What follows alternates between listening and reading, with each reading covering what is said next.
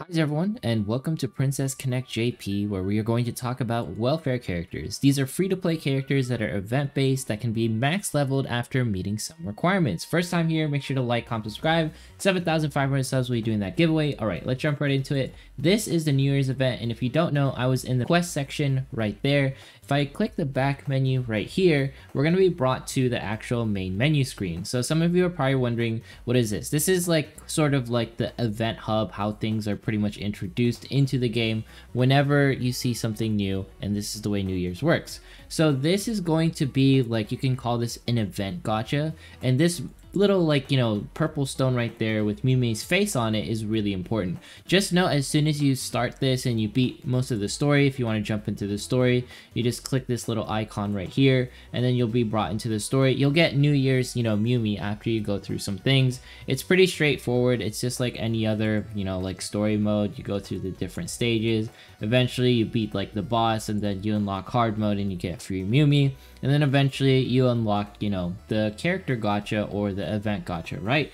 And you'll get this purple stone after you pretty much reset the gacha a couple of times. It'll tell you like you meet a certain requirement. So I started with 1, you go to 2, 3, 4, and then eventually you get to 5, right?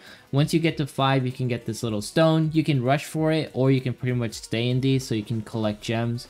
Personally, I just didn't know how it worked, so I ended up moving to the next gacha until I got to the purple stone, and I missed out on farming gems. It's up to you. Honestly, like, the faster you move to here, the faster you can get more memory fragments, so it doesn't really matter the way you want to move through the event, but I suggest like probably farming through the jewels. But anyways, let's go ahead and show what this thing actually does. So pretty much you'll be presented with like the character screen, you go into like the character menu, and then you'll see the purple stones and you pretty much apply it.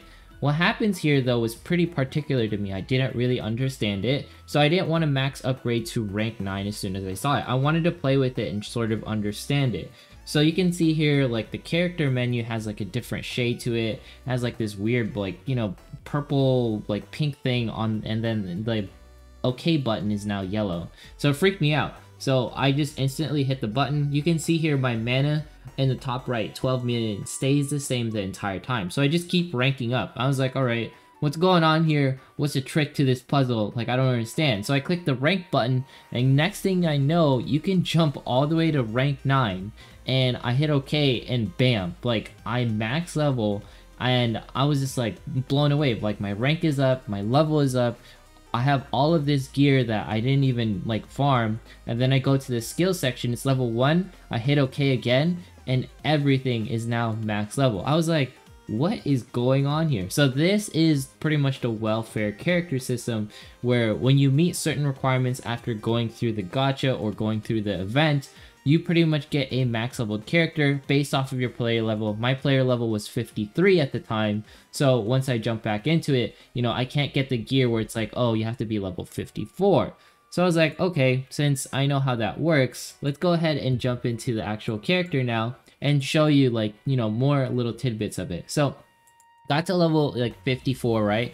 And now you can actually click it. Notice that it still has, like, you know, that pink little like corner color to it. If I hit this, I can actually max refine it, and note, this did not affect my 12 million mana cost at all. This is an absolutely insane thing that, you know, JP provides for newer players, and these are event characters that are constantly given out. And if you're wondering, is this character good, New Year's Miu, she is pretty decent for, you know, Princess Arena and Arena. She's a great AoE character. No, she's not going to make, you know, story mode like magnificently like much easier.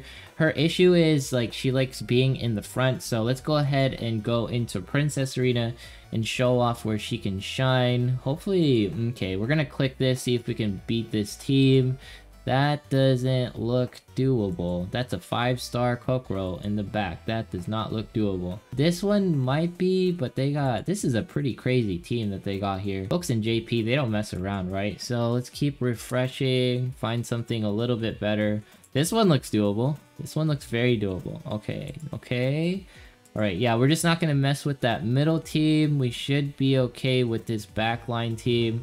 So we're gonna do this, slam Makoto right here, and then do this, and then you guys can see New Year's Mewmi in action. So this is normal Mewmi, right? You guys already know who that is. And then we're actually gonna drop, instead of Nozumi, we're gonna drop Yukari. And yeah, that's the way we're gonna flow with this one. So pretty much Miyako can tank, and then this is New Year's Mewmi right here. Let's go ahead and start. If we lose, it doesn't really matter, but it's just to showcase, like, sort of, hopefully New Year Mewmi can shine a little. And note that her position was in front of a tank, so she has like a weird like position number where she likes to be in the front. Well, you know, normal Mewmi can sort of tank, but not really. So it's up to you the way you want to like position her. Just note that New Year's Mewmi in JP, she is like, you know, technically position wise above Peko, but she's still a great unit for Princess Arena, like I'm going to showcase here. Honestly, when I saw this welfare character, it really surprised me because I was like, holy crap, like they added something like so significant. Most gachas don't even do this because they want people to play their game longer, but no, they added a welfare system, or a system where pretty much the character that gets added is, you know, can be max leveled. Look at this, nice, 9,000, and she just completely decimated it, and she does it again. New Year's Mewmi right there, showing her power in JP. I like to see it. Man, that's like something I hope Global implements once we're like years down the road, of course, because obviously, like, I don't think they would just give us like welfare characters right off the bat, because they are overpowered. She is my strongest unit in the entire game. Note that her power right here is 6,885. And then if I jump to my Peko, she's currently like my strongest unit right now, 6,653. She got like max refined gear. And then we can look at my Hero. She's at 6,879. She doesn't hit as hard, and she's not as great for arena and stuff.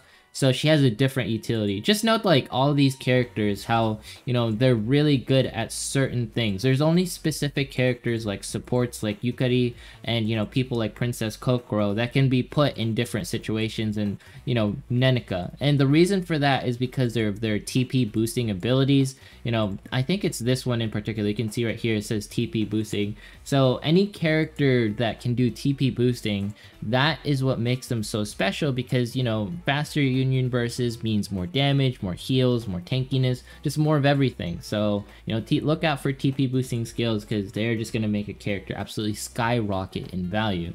So yeah, this is like the welfare system, and I just hope, like, once it gets implemented appropriately, and it really helps any player who wants to try out JP, try out Princess Connect, like, you know, get involved with it. Because, you know, I started this like a couple days ago, maybe like a week ago, and you guys can already see, like, I'm not like going crazy on arena, like I'm taking it casually, but I am, like, you know, I managed to hit top like 5,000 just playing the game for a couple of days.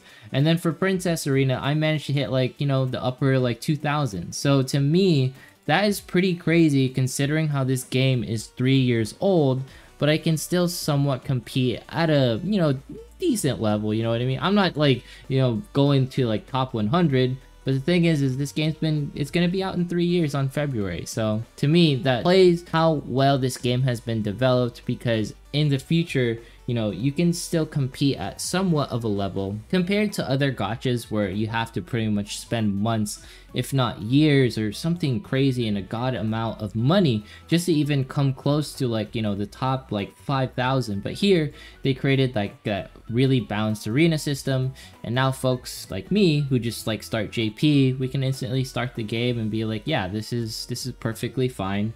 And it's balanced to a point where anyone can kind of jump in and get their feet wet and sort of understand the game.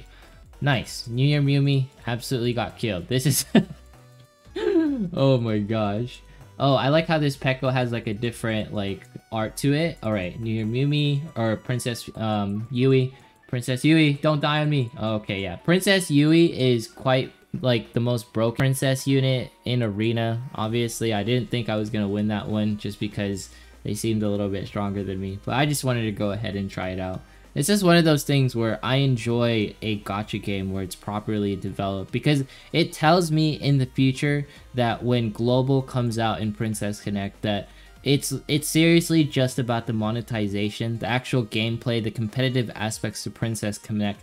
No matter how old it gets, you can still jump in here and be competitive because of the way they designed the arena system, because of the way they designed the character progression, you know, adding welfare units, adding Princess Fest units so folks can catch up. Because these pre-fest units are actually units that are used in the early game, and then if you jump into arena, you know, in the late game, like 6-star units are going to be the ones that pretty much rule and dominate arena. As you can see right here, 6-star units, and all of the pre-fest units that I have earlier, they're not really there because they're not as good, because, you know, they don't have that 6-star that gives them so much power. But I hope you guys enjoyed, you know, this welfare character system. I was stoked to like share it. And granted, New Year's Mew Me isn't broken. It's just so cool to see that you can get a character to max level, and it also shows like, hey, this is like the highest character that you can possibly get within the game if you were to max out like everything, and if you were to farm hardcore. But I'm not going to farm hardcore in JP until like a 2x drop event. Anyways, that's it for today's video. I hope you enjoy welfare characters. Make sure to like, comment, subscribe, follow me on Twitch, follow me on Twitter. 7,500 subs will be doing that giveaway. And I will see you in the next one.